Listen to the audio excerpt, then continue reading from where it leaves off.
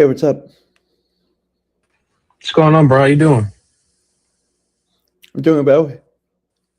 How you been? I'm doing well. Can you hear me all right? I know I'm back home. My grandparents' Wi-Fi isn't the best. I know I may be lagging at times. Just make sure I'm good. Yeah, yeah, you're good. Okay. I'm good, man. I can't complain. As good as I can be right now. hmm Thanks for hopping on and taking some time to come on. Anytime, bro. I appreciate you for inviting me, man. Glad Cam reached out to me. I'm excited to do this. hmm Welcome to episode 190 of the Blitzig. I'm here with Daylan, talking Ole Miss football and much more. And I'm excited to have him share his thoughts on how this past season went. And with National Signing Day approaching tomorrow, I'm curious to hear his thoughts on uh, what the Rebels will do with their signings and much more. So, welcome. Thank you, Alex. Grateful to be here, man. Ole Miss had a historic season this past year, and Pete Golding and staff are trying to recuperate from some of the players and staff members they lost in this national signing day, as you mentioned, moving forward to help elevate 2026, but also elevate the future for Ole Miss. So excited to be here, man. I'm grateful for the opportunity to come on your show, man. Thank you. What were your thoughts on how this past season went for Ole Miss? Man, it was obviously a fun year, and but a little bit of a bittersweet. I think myself included, when Ole Miss beat Georgia, in the Sugar Bowl. You got to that Miami matchup, and you saw what Miami brought to the table in terms of Ruben Bain, their entire defense, Makai Isidore, and what they brought. And you looked at it and you said, okay, this is going to be a challenge, but it's an opportunity for Ole Miss to kind of showcase what they can really do well. Not winning every matchup defensively, but just containing the Miami offense. And how do you kind of take points when it's given from the Miami defense, and I thought Ole Miss could do that a little bit better than they actually did, and have a chance to at least go to the national championship game. May not win and beat Indiana, but I thought they had a chance to do that. But looking back on it, man, being a part of history was very fun, man. Just the first ever college football playoff appearance for Ole Miss, and in the history of Mississippi, being able to host a game in Vaught Hemingway Stadium and seeing just the crowd reaction to that game, but also the sellout crowd, being able to talk to alumni that came back for this game, and just kind of hearing their emotions and their just, I guess, memories of their time in college, and how relief it was to be able to watch this team do it despite all the other drama that went on throughout the season. So it was definitely just fun to be a part of. When the season had started, I've been with this team since March, covering spring ball, and then I was back in Oxford throughout the summer covering this team. I think we started early in July, being able to cover the team in terms of going to practices, meet with players, do interviews, have media. So I was with this team throughout much of the year. And honestly, man, it's funny because you were coming off the 2024 season with Jackson Dart, and Trey Harris, and Walter Nolan, and Princely Mami, and all these big guys. And then all these guys go to the NFL, and then it's like, okay, what's next for Ole Miss? A new quarterback, a lot of new defensive players. It's kind of going to be a rebuild year. So that was kind of the thought process going into this past season. Was it's going to be a rebuild year. Ole Miss may win like 8 or 9 games, not really expecting a playoff win. Austin Simmons' first year, you don't know what he's going to do. And then Austin Simmons goes down, and then you kind of get really concerned because you're like, okay, Trinidad Chambers, people have heard about this guy. But for me, I watched him all throughout summer. I knew he was really good. And I think some people just kind of put that asterisk on him because he played Division II. But I keep reminding people throughout the season and before he even started that even though it's not, the SEC, this is a guy that was still playing a lot of football in prior years. So I felt like Trinidad was going to be prepared if he got that opportunity. He was going to be well comfortable. And obviously, Lane Kiffin recruited him for a reason. I mean, he knew that the guy could play football at any level and could really compete and help Ole Miss win if Austin Simmons went out. And so when he came in against Arkansas, it was really just fun to see him sit there and do it. And then every single week, people kept saying okay, can he do it against LSU? Can he do it against Georgia? Can he do it against Oklahoma? And he just continued to do it. So it was super fun to watch his journey, watch Keywan Lacey do his thing, and watch this team come together in a way that I think most people from outside of the Ole Miss fan base really didn't expect them to do, especially after the Lane Kiffin thing went on at the later part of the season. But it was super fun to be around, cover this team, build relationship with some of these players. This was a historic run for Ole Miss and a very joyful year for me to be a part of it. Mhm. What did a day in the life of you being a reporter for Ole Miss bring to the table with how to cover the team on a daily basis and everything that went into it? That's a great question, man. So that's where it kind of became complicated. So I'm still in college. And fall semester is always that crazy part of the year for me because it's football season. And football, like a lot of people don't really understand it. Some people may think basketball or baseball because there's more games in the weeks. But the one football game on a Saturday, the build up, everything that goes into it is much more than anything for a basketball or baseball game, no matter what school you're in. Because we take baseball very serious. Almost like we're one of those few colleges that actually, profit off baseball. But football, there's so much that goes into it because you're building up advertisements, you're building up so many stores or so many more players, et cetera, et cetera. And there's just so much more involvement in media that's being looked at in college football than there is those other sports. So throughout the week, it's a lot of just media press. Like we would always have, I believe, 11:45 on Mondays with the head coach, or either Lane or Pete at the end of the season. And then moving forward to Tuesday, you would have a few players as well. And then you have the opportunity, if you wanted to do sit down interviews with players, ask them questions, write articles about them, et cetera, et cetera.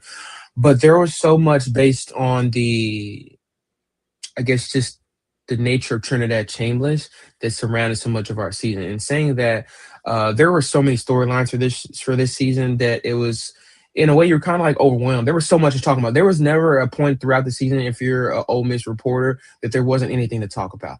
There was so much to go off every single day, every single week.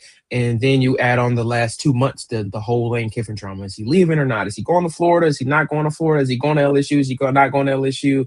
The whole Keith Carter situation, then him kind of finally announcing he's going to LSU. There was so much to talk about this season, whether Austin Simmons was going to come back and start. Will Trinidad Chambliss going to continue to stay? There were a lot of injuries, guys coming together, a lot of outside noise other than Lane as well. You kind of just always had something going on. But, like, I guess leading on the game day, it really depends on the time of the game. Like, I usually would get up early, about 6 a.m. on Saturdays, and go for an early morning run and go run for about 2 or 3 miles. And then that would always kind of start my game days. And it just kind of depends. Sometimes I would stop at different places before I would actually go on campus. But I usually would get on campus 3 or 4 hours before a game starts to go on the Grove and go see my friends and family and go tailgate a little bit, have a little bit of fun. And then I probably go into the stadium about an hour and a half, 2 hours before the game starts. Always do my pregame video either on the Grove or somewhere around campus near the stadium to kind of just give people a little bit of insight of what to expect through the game. Kind of some updates on Ole Miss, updates on the opposing teams and how the game may go, and my score predictions. And then getting to the stadium, it's actually a less than that goes into it that people may think, like on a game day. Like I get there, meet up with some of my partners. We go over a game plan in terms of who's writing what, who's going to be updating things on our social media pages, and who's going to be doing things in the press conference after the games as well. So I think that was a beneficial part of it. But looking back on it, we were really well organized. We communicated. My entire team, we communicated really well, and I'm very grateful for those people and the relationships I built with them, especially throughout this season. And then throughout the game, it was just focused and locked in, man. The pregame, I would usually always go down the field, take a few pictures, just kind of see what the environment was like from the field in terms of the fan noise and the fan interactions and stuff like that. And just kind of get a look at some of the opposing players as well, just seeing who's actually out there hurt and who's actually healthy, seeing just, I guess, a real close view to see how big some of these guys are on opposing teams, et cetera, et cetera. But that kind of goes into it. And then throughout the game, either continuing to work on the articles or updating our social media pages for fans to see that may not be able to watch the game. And then as well, after the game, well, I'll say in the fourth quarter, we usually get to go down to the field about 7 or 8 minutes before the end of the game. So usually before the end of the game, I'm on the field watching it from the field and just kind of seeing things and that nature. Then afterwards, we got to go to the media room and have a press conference with coaches and players, and then I go back up to the press box after all that, and then I have to finish my articles. I have to do a post game video and make sure I get all that stuff uploaded to social media pages. So, um, like as a fan, it's very fun to have a night game in college football. But I love my job. Don't get me wrong. But when you're having a night game, you do know you're going to be there until probably 11 or midnight, and those were some of the nights. And even then, like I remember the LSU game. I think we played LSU at 3:30, maybe 2, and I still didn't leave until probably 10 o'clock at night. So those are some of the. That's how the game days usually go. It's a long day, but it's very fun to be a part of. Like, there's no greater job than covering sports, and I mean that wholeheartedly. I also wanted to ask you what you do during the off season. Do you cover any other sports? Yeah, man, I cover everything. So I cover men's and women's basketball. I cover baseball as well. So that's kind of been like the hard part of this right now for the winter storm that just hit Oxford.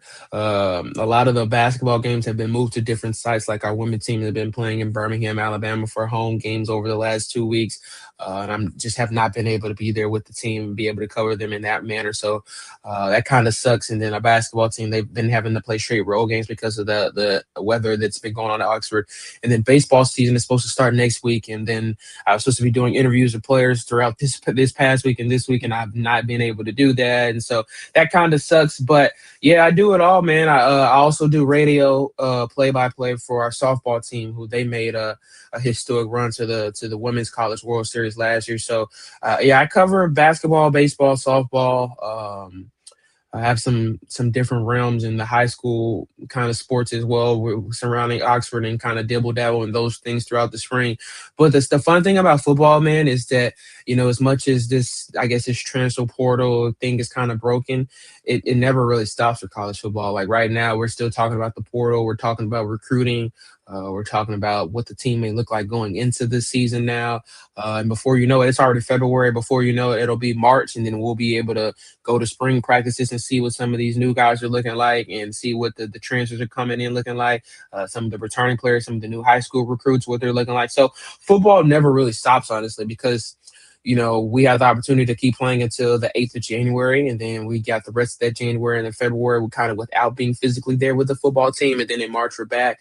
And then March and April we get to be with the team, and then through May and June we're not, and then back in July we're right back with the team. So there's never really a point, honestly, that you're not covering football. So that's what makes it fun. So like this is all season, but at the same time you're still dabbling in football because that's like the main money grabber. As a Ole Miss reporter, I know tomorrow is going to be a busy day with the National Signing Day all day. Do you have like anything that you do for it, and do you keep track of every move that Ole Miss does? So I personally don't. That's a great question, man. So we have a recruit updater live on our website, and so for fans that may not be, I guess, like chronically online to understand, everyone there that may be committing to the team or that may not have the access to follow the team on social media to see who they post, we like update the signings every single moment that a player signs and commits to the team on signing day. So if you check out OleMiss365.com, like we update it live every single time a player signs his national letter of intent to come to Ole Miss. So I personally, I will say this has kind of been a thing that I wanted to get into more this year now that I'm graduating in May, and I will be going full time into the sports world after I graduate, in terms of getting more into the high school guys, because like I know about some of them, but I don't know enough about them that I'm like, okay, this is what Ole Miss fans can expect from this guy if he comes in as a freshman and plays, or this is his background, this is what he can bring to the table, and this is a kind of good comparison to maybe an NFL player for who he is. So like I'm getting into that more. I just think in terms of being in college, having so much on my plate as a college student, I have not really been able to dibble dabble in every aspect of things like that. But now that I'm getting ready to graduate soon, I will have more time to do that. So I think that the it also kind of sucks because National Signing Day is not like it used to be. Like I remember growing up, this used to be like a day and like a day that you like kind of took off work. You know, the players were getting ready to go and do their signing days at different places, and it was very fascinating growing up to watch players do it because they had the hats all put out, and sometimes they would fake it and throw other hats and be dramatic with it, and they have their family there. I don't really see that too much now. I miss those days, and so it's not even like honestly speaking, bro. Like I don't even think most people know tomorrow's National Signing Day. Like, I'm glad you brought it up because back in the day, people would like ask me about it all the time. It's like now, it's like no one. I highly doubt most people don't even know tomorrow is that day. So like, it's gonna be fun to see that when Ole Miss is posting all the players tomorrow, they're gonna be like, "Oh wow, this is National Signing Day today." And I'm like, "Yeah, it's today." So, I think it's a good piece to go into, but I'm getting into it more and more as I grow older and have more time to focus on sports fully. I don't know if you saw it. You can check it out on your free time. But I spoke to two guys from the Atlanta area who do heavily on recruiting for college football, and Mhm. they talk everything college football, and I'm sure that it would be great info for you to look into. And uh, I was talking about the recruiting process, and like how they view National Signing Day. And yeah, I think to this day and age, I feel like National Signing Day is an amazing platform with everything that's going on in college football. And Yeah. I'm really enjoying the process of everyone committing to each and individual school. And what are your thoughts on how the future looks like for National Signing Day? Man, I really don't know. Like, I hate it because I remember when I was in high school, I would have like peers ask me because I knew so many coaches, especially in basketball, like, "Hey, can you reach out to this coach to see if they're looking for any high school guys?" And or "Hey, can you send my film to this college coach that you know?" And every time I would do it, the college coaches would be like, "I appreciate it, bro. I'll check it out."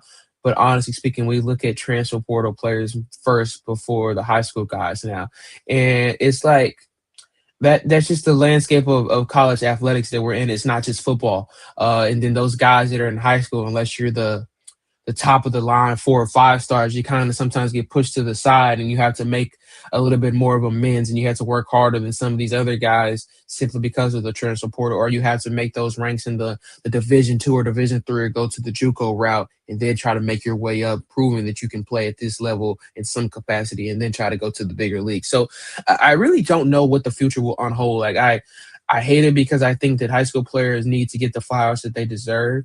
And I think that's a lot of the brokenness in terms of you're gonna see a lot of guys really, really, really struggle to make it to the NFL more moving forward, moving because I think that it's already been hard in general to do that and get to the NFL and stay in the NFL. But now I think a lot of these guys are losing that grind in the college rank because they can just transfer and they can just go wherever they want when they're not starting, when they're not getting their way. They can just go wherever they want instead of trying to stay there, figure it out, and grow a little bit of maturity and toughness and strength on their skin to continue finding it mentally and physically that will help them at the next level. Like I think a lot of these guys now they kind of get punched in the face, not physically but metaphorically, and then they just run away to another place. And I don't think that's the answer to, I guess, the problems you're going to face if you want to be an NFL player. So I don't know what National Signing Day really holds in the future. Like I don't see much of it changing to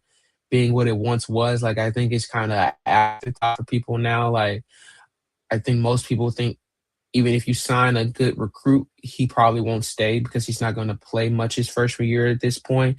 And then he'll want to go transfer somewhere else where he know he can get played more. So I don't know. Like I think there's a fan uh, intensity that has been lost for it because of that, but also just because it's not promoted the way that it used to be. But I also think there's a player relationship that kind of has been lost to it too, if that makes sense, because I think a lot of these high school guys are like, okay, what does it matter if most people aren't even focused on the high school ranks anymore? So I'm not really sure what the future holds, but I definitely hope that it changes because these high school players deserve their flowers.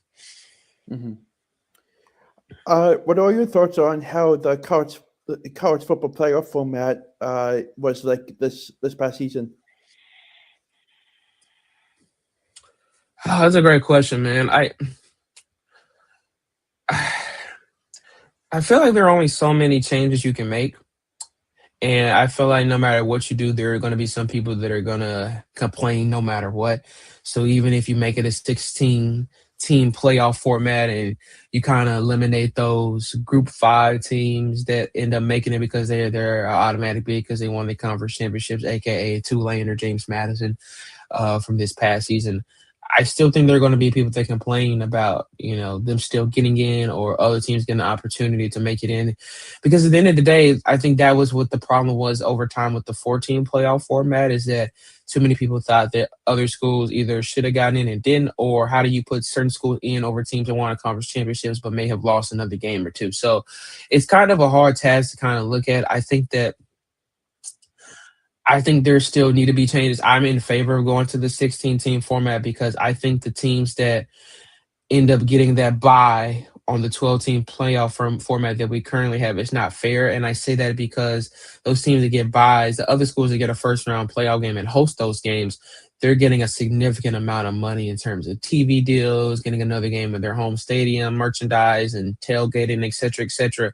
While those other schools that have rightfully earned that bye, but they're also not getting the opportunity to bring that money back to their university. I think that a bye may also be beneficial in this format, but I also think those first 4 teams should still be able to host a game at their home stadium. I think that's something that if I'm a coach, I would love to have to my home fans to be able to witness a playoff game in their own home stadium and et cetera, and bring that money back in another game and in their home stadium in late December will be very cool because being able to witness it as at Ole Miss against Tulane, it was incredible, man. It was so incredible. Not a single seat in that stadium was not filled. It was very loud no matter what the score was. We were beating them by 20 plus points in the fourth quarter and the crowd was still full and it was still loud. That's what every home fan base deserves after your team has a really good season and is a top 4 seed. So I'm in favor of the 16 team format just because of that. Like I think you can't do it with a 12-team playoff format. So I think changes probably will happen because I'm continuing to see more and more coaches complain about it. But at the end of the day, like I said earlier, there are going to be people that are still going to complain no matter what. And I think if you can find some type of coach satisfaction, you'll be fine with it because someone's going to complain in any circumstance. But I'm really big on those first 4 teams getting a bye to be still have a home game because we witnessed what the bye game does for some of those teams that are off for like 3 or 4 weeks. Everyone but Indiana lost this year. I think maybe everyone lost last year that had a first round bye as well. So it's a tough circumstance too because those teams also are done playing football for maybe 3 weeks to a month sometimes. And then they have to just kind of be thrown back in a neutral site. And I don't think that's fair to them. They don't deserve that. Hmm. What do you think about the draft stock with all of the NFL draft prospects on Ole Miss this past season? Oh, that's a great question, man. I when I look at some of the guys that are leaving, I don't think they're necessarily any first round guys, but I think there are some day 2 or day 3 guys. I'm really big on Deshaun Tribling. He was our wide receiver from Oklahoma State. Put up about 600 to 700 passing yards, and it's a really, really good wide receiver. Has a really good NFL frame. He's about 6'3", 215. Has really good hands. Is very fast. Very physical. Is a great pass blocker as well. I think he's a guy that probably won't go in the first round, but I think that NFL GMs and scouts should be looking at him highly. And if you need a physical guy like that, if you need a big playmaker, Deshaun Tribling is a good guy to go out and get because he's going to make you a lot of money. He's going to get you some touchdowns. He's going to be a physical guy. He's going to go make the plays that some other guys may not want to make. So I bet my money on Deshaun Tribling. I think Daquan Wright had a fantastic year too. The Ole Miss tight end. I think he provides a lot of quality abilities in the passing game, and also as a pass blocker, he was really good on the line of scrimmage for Ole Miss this year. But also Trinidad Chambers. He was one of Trinidad Chambers' favorite targets this year.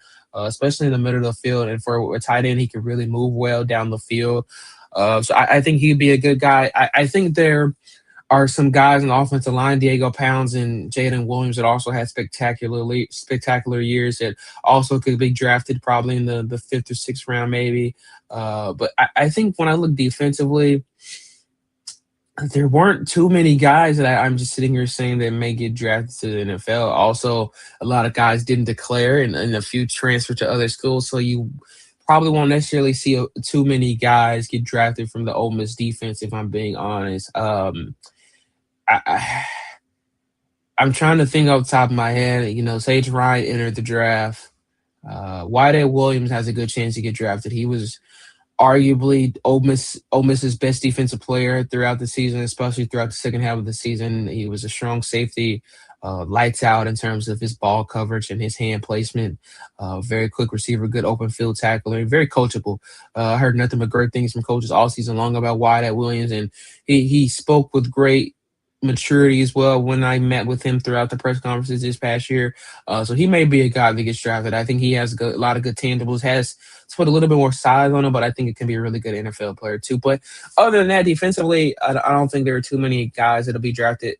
And it's funny when you think about that. This is a team. If Trinidad Chambers doesn't get that waiver, he probably would get drafted too. But like this is a team that was one game away, a few seconds away from the national championships, and I'm sitting here talking about a lot of guys might not get drafted to the NFL. But like that's just the harsh reality. Like a lot of these guys either transferred or it's funny as well. A lot of these guys are coming back. Like there are so many guys on the Ole Miss team this past year that have another year or two of eligibility and are coming back and have announced their return. So I think that'll be very helpful for Ole Miss and Pete Golding in 2026 to kind of be successful again. Mhm. What are your thoughts on the 2026 schedule for Ole Miss? Man, I look at it, it's fun. You get Missouri at home, which will be the return of Austin Simmons and Caden Lee. You obviously look at the big game as LSU, and not just because of the historic rivalry between the 2 years in recent years, obviously because of Lane Kiffin and his departure, and how significant that game will be in terms of, in a way, setting up the success for both teams. That's going to be the first conference game for both teams. And just I guess just the relationships that have kind of been broken off because of Lane going to LSU, and some guys that have stayed, some that have left with them, some players that have stayed, some players that have left with them. So that's obviously going to be the game. Like I'm continuing to hear from so many social media pages that may be like the most anticipated regular season game of all time. Like I'm excited to be there for that game, and see the atmosphere because it's going to be crazy. It's going to be crazy. It really is. I'm excited, but in a way, I'm kind of scared. Like I don't know what's going to happen. Like I don't know what's going to be thrown on the field. I don't know what's going to be said. Like it's going to be exciting, but that definitely is going to be the marquee game. And I think Ole Miss also gets Texas at home. I think they have a quality home schedule. I think it's a little bit more difficult than this past season.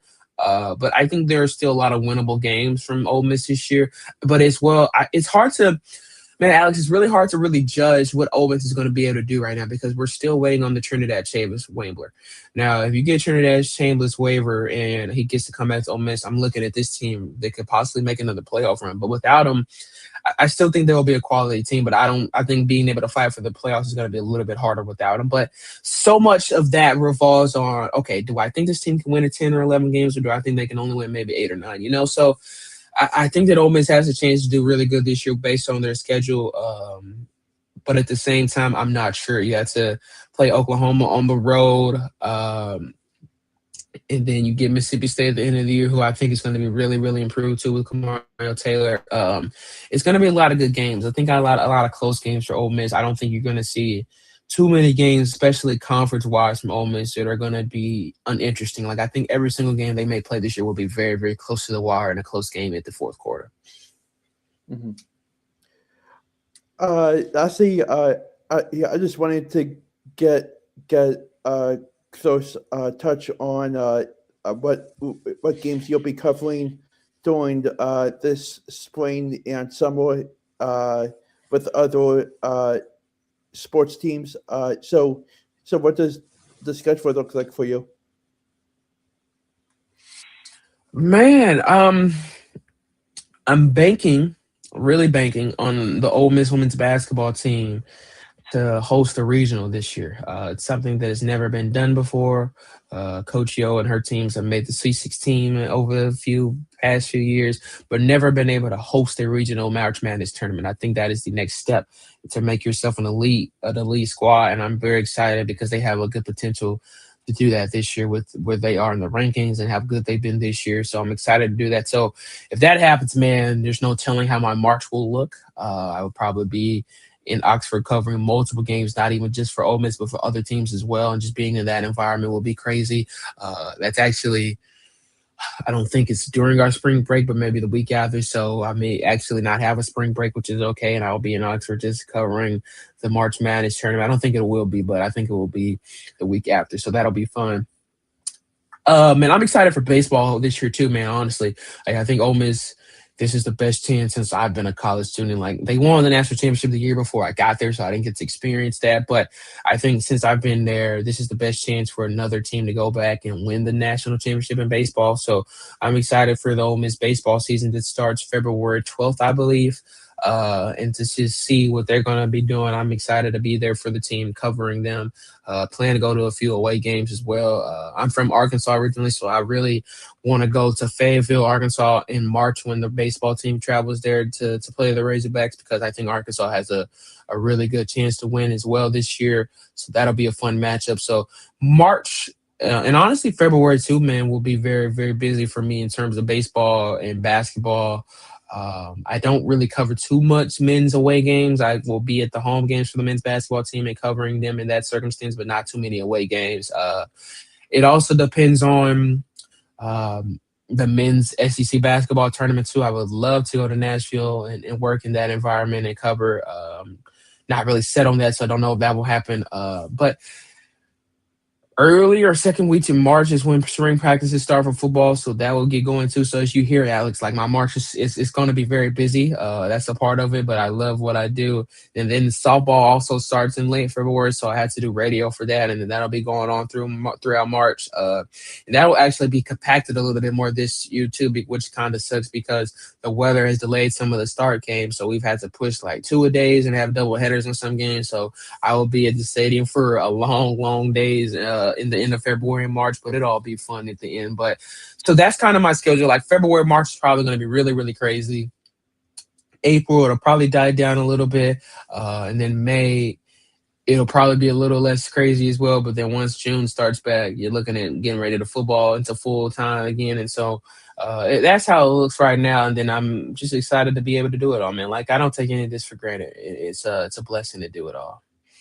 Mm-hmm. I definitely look forward to all your work. Where can I find your work at? Just recently signed on with Ole Miss 365, so you can find my work there at olemiss365.com. That's where I'll be doing all my work moving forward. You can also find it on the Daylan Show, which is my podcast, and all I do on my social media content. And I do a lot of stuff for Ole Miss and in general on that page. So that's the main bulk of where you can find my stuff and where you can keep up with Ole Miss throughout my work and throughout my sites and my beliefs, et cetera, et cetera. So that's where you can keep up with me at. I got a baseball and basketball podcast as well, and I would love for you to join sometime to recap games from that week that we scheduled to do one. And I would love to have you on back soon. You're you seem like a great and bright reporter and everything that you do. And I wish you the best of luck this upcoming couple of months with a busy schedule ahead, and I'll definitely stay in touch with you. I appreciate it, Alex, and I'm definitely would love to come back home. And I appreciate you for inviting me on today. This was fun, and wishing the best for everything for you too, man. Thank you so much, and good luck with the show moving forward. If there's anything I can ever do, just let me know, man. And good luck, man. Again, thank you so much. I'm willing to come back on. Just let me know, man. Yeah, definitely, will do.